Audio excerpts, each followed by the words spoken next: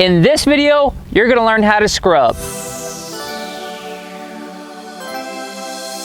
So I wanna talk to you guys today a little bit about scrubbing. Most of our viewers are from the beginner level to the intermediate level, and I feel like I didn't do you a good service by the first scrub video that we put out because that was for more of advanced riders. So today what we're gonna look at is how to get to the point of our next video. If you haven't seen our other video, make sure you check it out up there so you have a little bit of reference. Today we're gonna work on what we would call absorbing the jump, so the initial part of the scrub. So this is a 3-step process. The steps that we're gonna go over today is understanding the jump, picking the right jump to start to learn this on. The second thing is gonna be the technique, what you're doing with your body. And the third is gonna be executing that through the jump face that you do pick. You guys see me sweating? It's almost summertime down here in Texas. We have some awesome summer camps coming up. If you're interested in joining us on one of those, make sure you click the link in the description below to get a little more information there. We hope to see you guys out.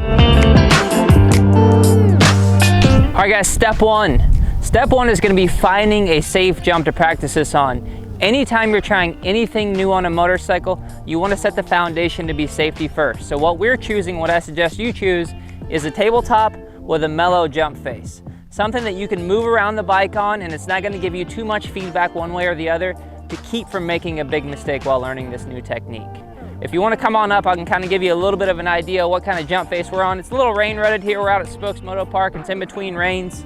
Beautiful place. But I just want you guys to see that we've got plenty of landing platform up here, so I can practice this and work my speed up to actually clearing the jump. So when I start, I'll just be jumping a few feet to get the motion of going to the bike, and I'll slowly start working my speed up to get further and further down that jump.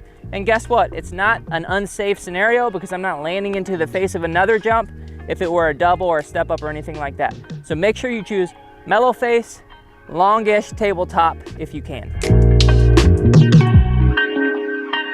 Step two.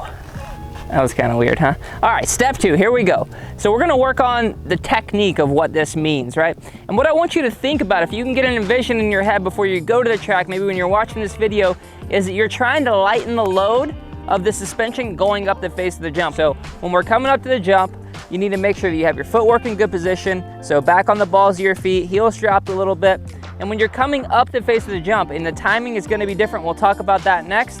When you're coming up the face of the jump, you wanna let the bike come to your body, okay? So what I mean by let the bike come to your body is you don't wanna slap down to the face of the jump halfway up it, right? That's counterintuitive to what we're trying to do here. So say this is the top of the face of the jump, you want your body to meet the bike right as you get to the top, and then when you get in the air, you kind of slowly come back into neutral position. So what I like to think about here is that I'm almost rowing the bike to me, because what happens is the bike's coming to your hips, and then as you get into the air, it goes back in front of you. All right, step number 3. Maybe one of the most important steps is gonna be timing and execution, but more so timing. If you miss time letting the bike come to you, it's not gonna work at all. So what you've gotta think about is, it's gonna be a little trial and error because different speeds are gonna dictate different times of when you let the bike come to you. For instance, if I was coming into this face of the jump as fast as I would in race pace, I'm gonna go to the bike sooner than I would if I'm just gonna kind of putt up to it. So what you gotta know is that it's all about being at the front of the bike by the time you get to the top of the jump. So for instance, where I start, I'm gonna start breaking my knees at this point. So going from good standing position to start letting the bike come to me about right here in the face of the jump. And then halfway up, I'm a little closer to the bike. And then by the time I get to the peak, I've got the bike in my hips, my knees are forward, my weight's forward, I'm driving forward like we always wanna do on a motorcycle, and I'm kind of pushing the handlebars back out in front of me when I get into the air here. So we've had a few people reach out to us and ask how they can help with the channel and with the MX Factory business during these hard times. We have a Patreon account where you can become a Patreon of ours. That's $1, $5, $10, $20 a month, whatever you decide to donate. That really helps us keep moving forward in these times where we can't really work, we can just shoot videos. So if you guys can show some love to that, it would be fantastic. If you just wanna do a one-time, we've had a few people just donate right straight to our PayPal account. If you guys love this video, we've definitely got more videos over here that you can click on. Always down here, we have our Instagram. You can like and subscribe the channel if you found value in it, and our Patreon account's down here too. We'll see you guys next time.